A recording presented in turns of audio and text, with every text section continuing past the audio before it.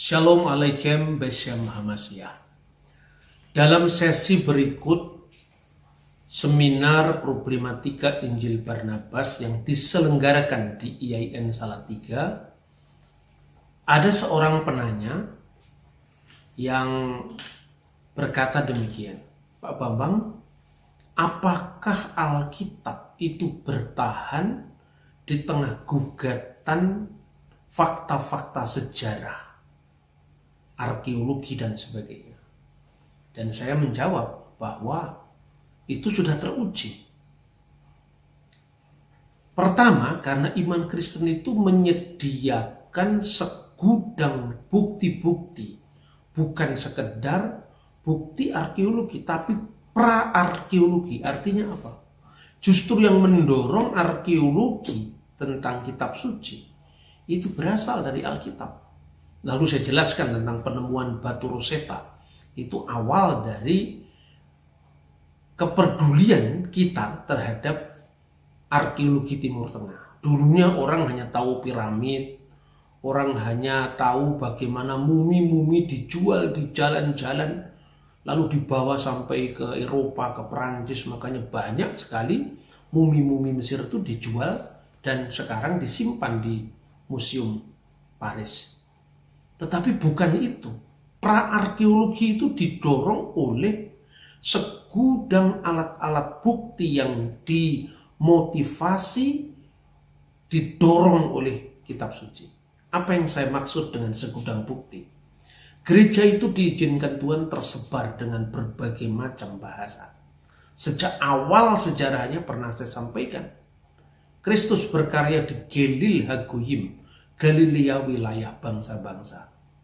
Apabila Anda ingin membaca Alkitab menurut bahasa internasional saat itu, lingua franca saat itu, perjanjian baru tertulis dalam bahasa Yunani koine, Biblos Genesios Yesus Kristus dan sebagainya.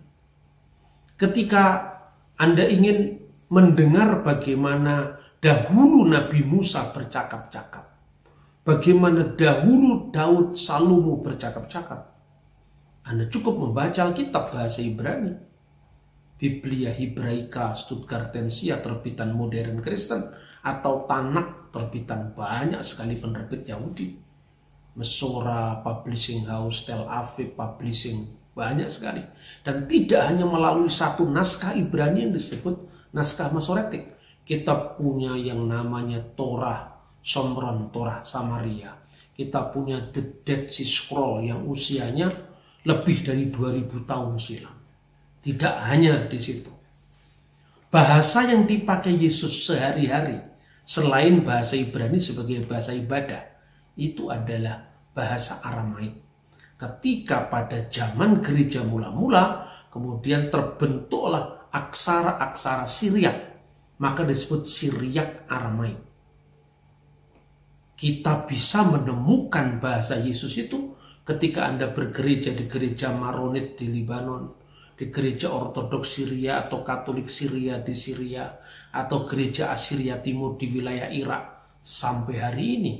Seperti monumen hidup yang menyaksikan dan memberikan utuh-utuh bukti itu kepada kita. Kita masih bisa bercakap-cakap atau mementaskan kembali percakapan dengan Musa dalam bahasa Ibrani. Silakan mendaras kitab suci menurut bahasa itu. Mulai dari kitab Taurat, kitab Nabi-Nabi. Ketika kita bicara dengan Raja Daud dan Raja Sulaiman atau Nabi Sulaiman, tidak hanya tersaji dalam bahasa Koptik yang adalah ritus Mesir, atau bahasa Yunani, bahasa si perjanjian baru, tapi bahasa asli Ibrani pun masih ada, karena apa yang di tangan orang Yahudi itu sama dengan kitab suci yang di tangan orang Kristen. Nah, ini bukti-bukti sejarah yang tidak mungkin barangkali bisa dimiliki oleh komunitas manapun juga. Oleh karena itu, saya memburu buku-buku semacam ini jauh sebelum era digital yang sangat modern ini. Tahun 1995 dalam perjalanan saya ke Damaskus bersama dengan Abuna Daniel, saya menemukan kitab ini. Inilah Alkitab dalam bahasa Kristus yang disebut Pesito dalam kod atau gaya tulisan Serto yang akhirnya nanti berkembang menjadi bahasa huruf Arab klasik yang namanya huruf Kufi. Ini tersedia di gereja. Ketika Anda bahkan ingin bercakap-cakap di dalam bahasa Fir'aun, bukan hanya Anda bisa belajar dari komunitas Yahudi yang menyajikan kisah-kisah Fir'aun dalam bahasa Ibrani, tetapi Anda bisa mengaksesnya langsung dari bahasa Fir'aun yang sampai sekarang masih dipertahankan di gereja ortodok Koptik yang disebut bahasa Koptik. Jadi tidak hanya kita bisa menyusun seperti ini, saudara-saudara. Sekarang ini tersaji ini naskah-naskah Laut Mati yang sudah di reprint ya, dengan tulisan tangan seperti dulu tapi sudah dicetak. Sekarang ini tersedia. Ini terbitan dari Museum Israel. Bahkan setiap tahun Anda bisa menerima perkembangan kajian-kajian dari arkeologi khususnya di Holy Land. Jadi setelah arkeologi Mesir kuno yang melahirkan Egyptologi, kemudian penggalian di kota Abraham yang namanya Ur, lalu tembok Yeriko, dan kemudian arkeologi Holy Land seperti yang misalnya Anda bisa jumpai ini ada 5 jilid terbaru ya dari The New Encyclopedia of Archaeology and Holy Land.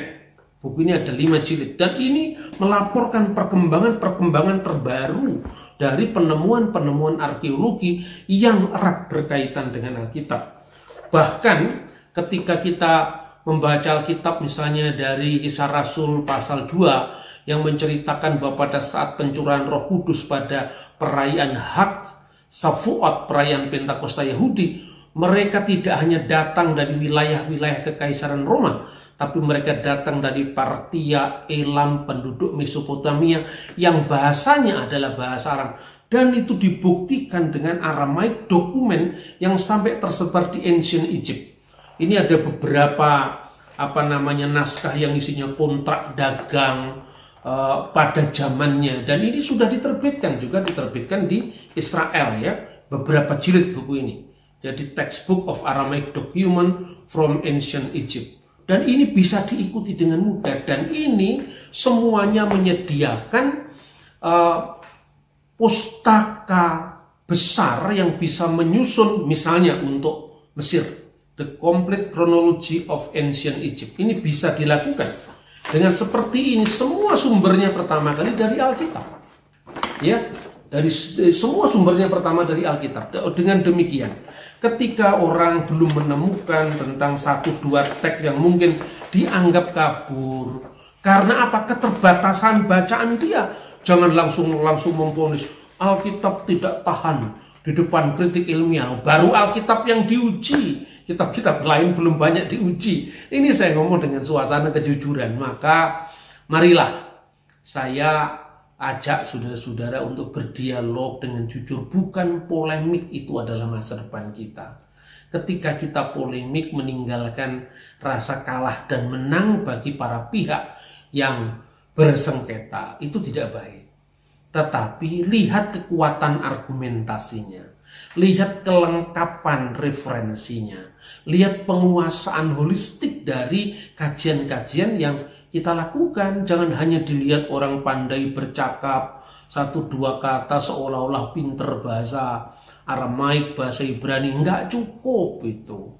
Karena apa? Anda mungkin tahu bahasanya tapi arkeologinya tidak dapat. Kronologi sejarahnya tidak bisa Anda mengkaitkan. Satu contoh yang diberikan oleh Yayasan Hidayah Bangsa yang dipimpin oleh sahabat saya Pak Mahmud Farid Jailani itu luar biasa. Terobosan yang dulu juga pernah dilakukan oleh Yayasan Paramadina dengan dialog yang jujur antara Islam dan Kristen. Bahkan setiap bulan kita gelar. Saya selalu diundang Cak Nur waktu itu. Di forum Paramadina inilah saya bertemu dengan sahabat saya Pak Mahmud Farid. Lalu beliau mengajak saya, kita bikin seminar lagi Pak, supaya kita ini memang berbeda tapi kita bisa bersama-sama. Maka bagaimana tanya jawab, dinamika, diskusi yang bisa kita rasakan dengan bahasa hati kita. dan juga rasa kita sebagai seorang Indonesia, itu Anda bisa saksikan lewat video berikut ini. Selamat menyaksikan.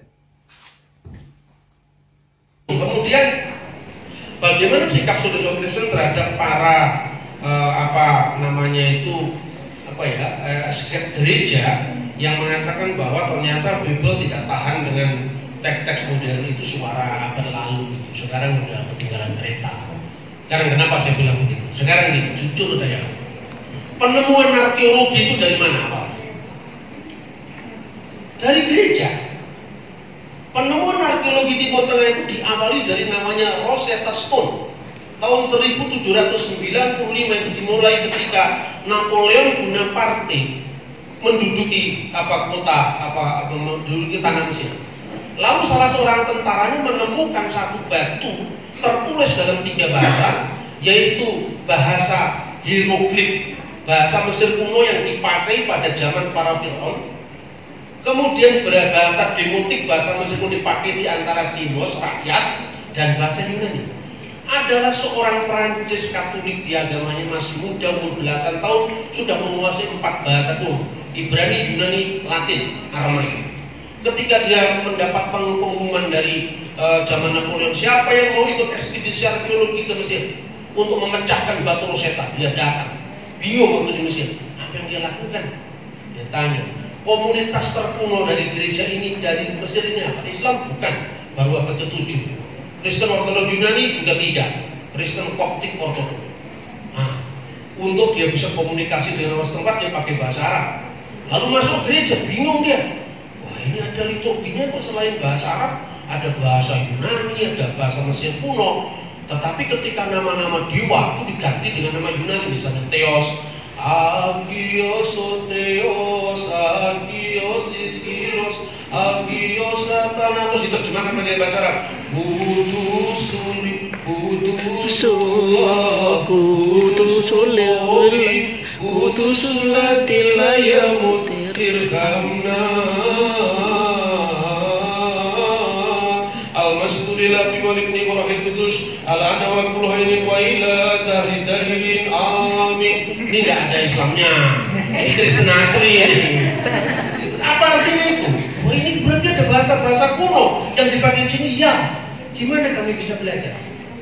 Di amat-amati 23 tahun dia bisa memecahkan batu Rosetta itu. Yang terkenal itu kan, dilihat bahasa Yunani-nya jelas.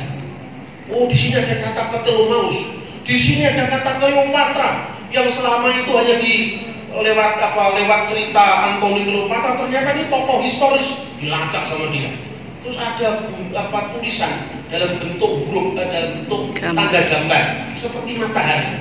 Jangan-jangan ini matahari. Ini bahasa kuno sudah tidak berlaku lagi ribuan tahun. Dilihat bawahnya ada kata Helios. Ini matahari, jangan-jangan matahari. Dia datang ke gereja kuno itu. Tanya, kamu punya Alkitab selain bahasa Arab, bahasa apa? Yunani.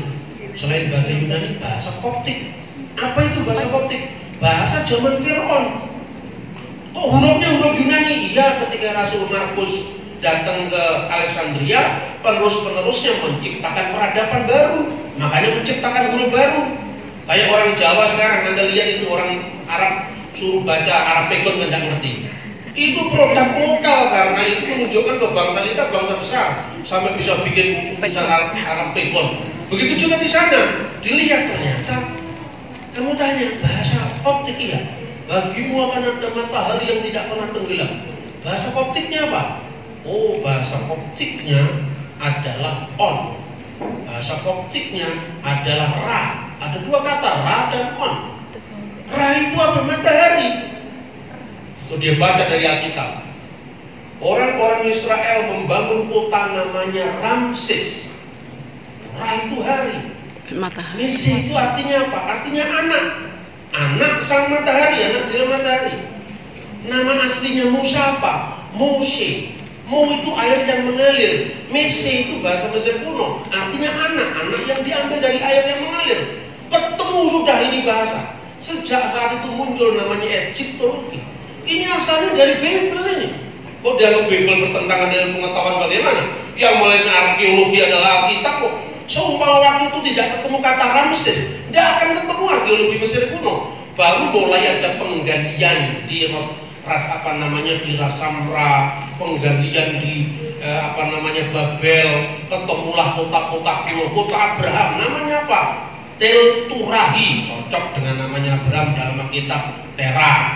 Ya, Tel Nahur cocok dengan nama Nahur. Berarti nama-nama Abraham itu pasti bukan nama Yunani, pasti bukan nama Arab, tapi nama Akadia kuno. Dan itu cocok. Mertuanya Yusuf namanya Potifera.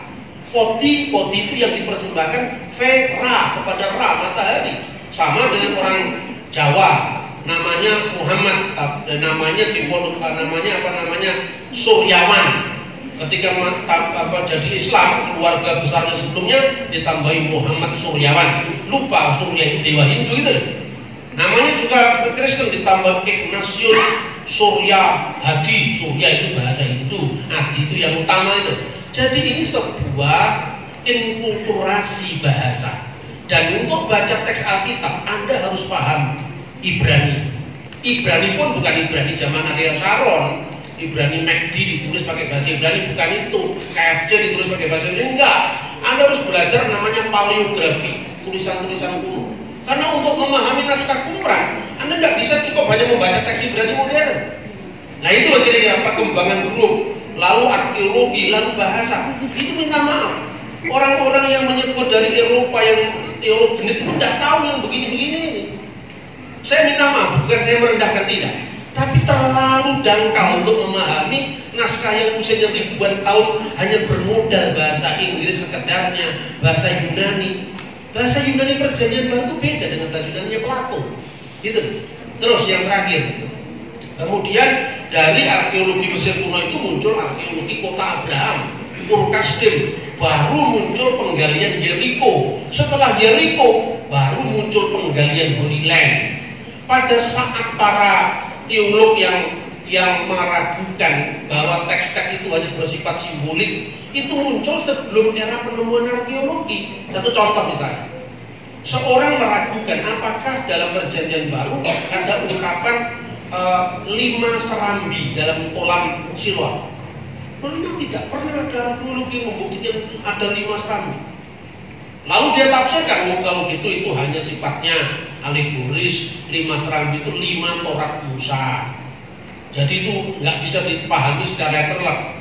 Tahun 1961 ketika buku ini terbit, pada saat yang sama timnya Marshall itu menemukan memang benar dalam penggalian kolam Siloam ada 5 serambi. Dan itu terbit pada saat yang sama ketika buku itu dipakai sampai hari ini. Makanya belajar teologi aja nggak cukup, harus belajar arkeologi juga. Arkeologi Borobudur Anda pelajari yang baru abad ke-8. Masa arkeologi Mesir kuno dari tahun 3000 tahun yang lalu dan kita pelajari? Padahal itu ketika kita ngomong dalam Al-Quran, dalam Injil tentang Fir'aun. Fir'aun itu bukan nama orang. Fir'aun itu Paraoh artinya. Itu tiang besar. Dan di mana itu sebutan Paraoh itu mulai?